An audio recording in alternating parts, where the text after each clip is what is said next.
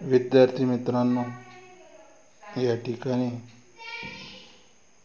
आपण basic concept in geometry या प्रकरणाला सुरुवात केल्यानंतर आज आपण बिटवीननेस दरम्यानता या उपघटकाचा अभ्यास करणार आहोत. सुरुवातीला आपण थोडीशी बिटवीननेसची संकल्पना समजून घेऊया. If P Q R are three distinct collinear points, collinear म्हणजे एकरेषीय बिंदू आहेत. There are three possibilities. आता अशा वेळेस पी क्यू आरमध्ये पॉसिबिलिटीज तीन प्रकारच्या असतात. पी आणि आरच्या मध्ये कुठेतरी क्यू असेल, नंतर पी आणि क्यूच्या मध्ये कुठेतरी आर असेल, किंवा आर आणि क्यूच्या मध्ये कुठेतरी पी हा बिंदू असेल. Point Q is between P and R. Point R is between P and Q. Point P is between R and Q. पुढे आपण बघूया. जर अशा आकृत्या असतील तर आपल्या लक्षात येईल की पी क्यू आर जर घेतलं तर पी क्यूचं अंतर अधिक क्यू आरचं अंतर म्हणजे distance P to Q plus distance Q to R is equal to distance P to R. तेच या ठिकाणी सांगितलं. जर ही पहिल्या आकृतीचा विचार केला तर if distance P to Q plus distance Q to R is equal to distance P to R, then it is said that point Q is between P and R. म्हणजे Q हा दरम्यानचा बिंदू आहे असं आपण म्हणून या ठिकाणी जर निरीक्षण केलं याचं तर बघा, distance P to Q, distance Q to R, Q हा दोन्हीत आहे आणि P आणि R हे या ठिकाणी आलेले बिंदू आहेत. उरलेले दोन बिंदू इकडे येतात इज इक्वल टू नंतर. तेव्हा Q हा कॉमन जो बिंदू असतो तो दरम्यानचा बिंदू असतो. That point Q is between P and R.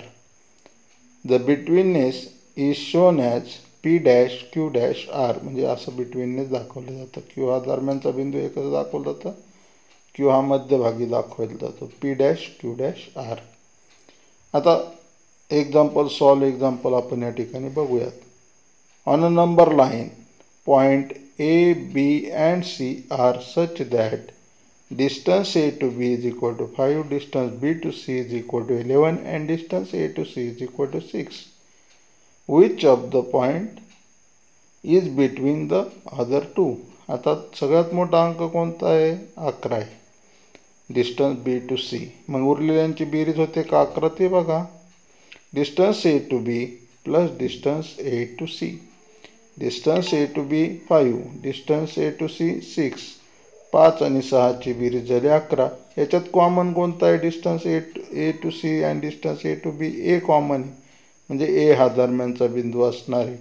जर या दोघांची बेरीज 11 आहेत आणि याची सुद्धा 11 आहे, डिस्टन्स B to C ची सुद्धा 11 आहे आणि म्हणून B आणि C हे आउटसाईड बिंदू आहेत आणि A जो आहे याच्यातला कॉमन तो बिटवीन आहे. म्हणजेच काय, point A is between B and C. मग लिहिणार कसं? B dash A dash C. तेच या ठिकाणी सांगितलं. Which of the point A, B, C between the other two can be defined as follows. Distance BC 11 first equation. नंतर काय म्हटलं? Distance AB plus distance AC is equal to 5 plus 6 that is equal to 11 second आहे.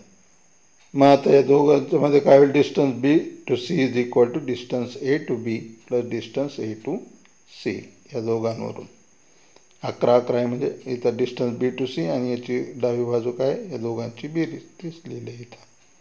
आता याच्यात A common आहे म्हणून हे हा बिटवीनचा दरम्यानचा बिंदू आहे.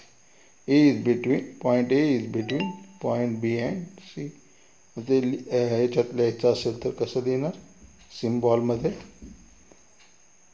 B dash A dash C. ते यांनी लिहिलेलं नाही, याच्या खाली आपण लिहू शकतो ते. अशा पद्धतीने पहिलं एक्झाम्पल या ठिकाणी तुम्हाला समजलं असेल. दुसरं वाचूया आपण या ठिकाणी. दुसरं एक्झाम्पल या ठिकाणी वाचूया. U, V and A are three cities on a straight road. U, V आणि A दिलेले आहेत. The distance between U and A, U आणि A मधलं distance is 215 kilometer. Distance V and A, V and A किती 140 kilometer. Between U and A, U आणि A मधलं अंतर आहे 75. What of there is between the other two?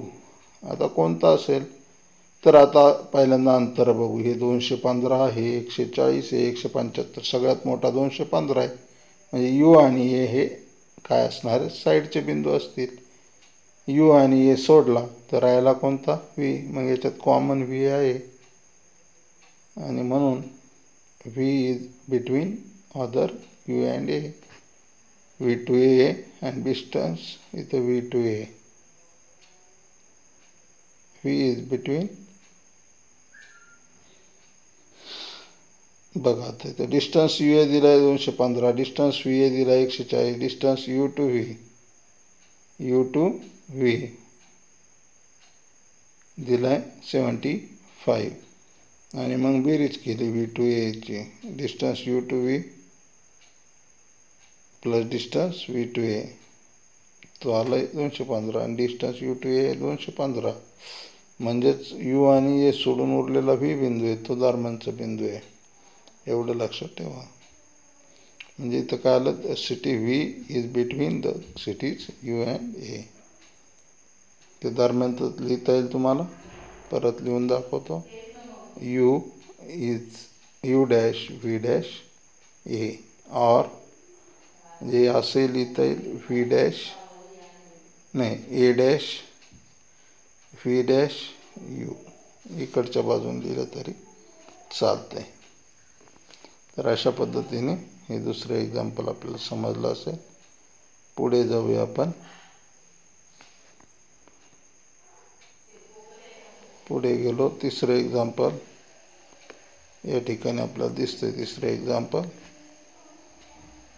The coordinate of point A on number line is 5.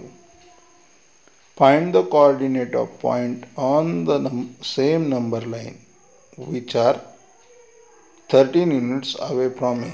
ए पासून 13 unit लांब असणारे number काढायचे. जर एचा पॉईंट 5 दिलेला आहे, एचा पॉईंट 5 दिला, इकडं 13 आणि इकडं 13. इकडं 13 म्हणजे प्लस 13 म्हणजे 5मध्ये 13 मिळवले 18 होतात आणि इकडं असेल तर -13 म्हणजे 5तून 13 गेले वजा 8 होतात म्हणजे -8 and 18 इथं दिलेलं आहे. डिस्टन्स ए टू डी किती आहे is equal to distance A T is equal to 13. हे का नाही. व्हेरीफाय करायचं असेल तर कोणते बिंदू घ्यावे लागतील, -8 and 18 हे या ठिकाणी दिले. नंतर ॲक्टिव्हिटी आहे. स्ट्रेट लाईन आणि ते ओळखायचे, दरम्यानचे बिंदू ओळखायचे दिलेल्या आकृतीवरून, बाकी काही नाही. ती ॲक्टिव्हिटी आपण करू शकाल. आपण थोडंसं स्टडी करूया. 1.1चे पहिले 2 प्रश्न तुम्ही सोडवले असाल. तिसरा, चौथा, 5वा, 6वा, 7वा यांचा आपण थोडक्यात अभ्यास करूया. मी फक्त हिंट देतोय, लक्षपूर्वक ऐका. From the information given below find which of the point is between the other two. If the points are not collinear state so. आता इथं मी सांगितलेली आयडियाच वापरायची. सगळ्यात मोठा अंक 10 आहे, उरलेल्या दोघांची बेरीज 10 आहे. ते का बघा, 7 आणि 3 10 म्हणजे आहे. पण आता साईडचे बिंदू कसे शोधायचे. सगळ्यात मोठे जे आहेत ते पी क्यू हे साईडला असणार आहेत. उरलेला पी आणि क्यू सोडून इथं आर आहे, इथं पण आर आहे.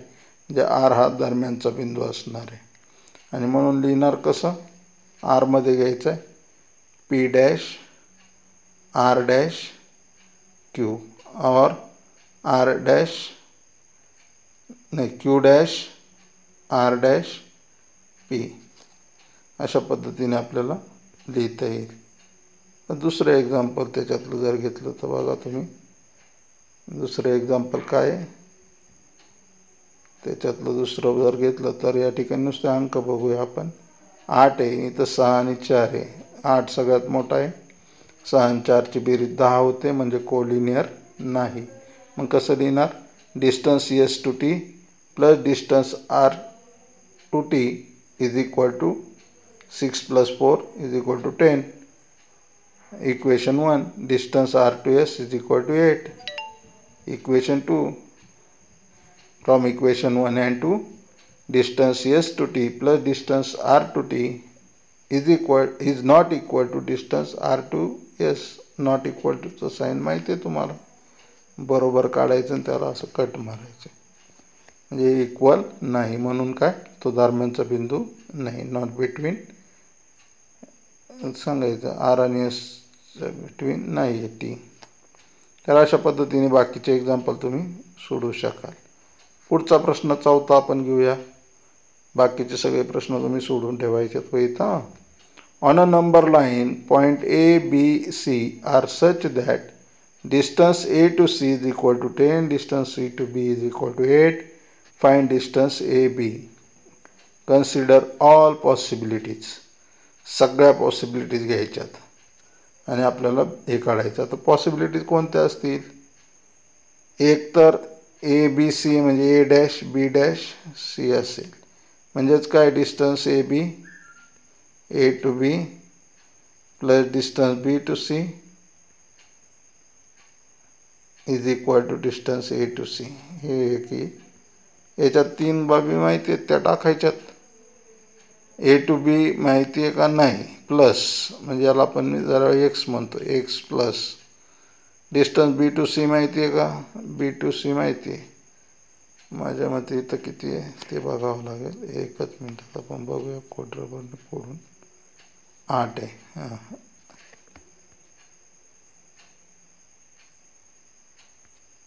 आता इथं 8 प्लस इज इक्वल टू परत तेच होत आहे,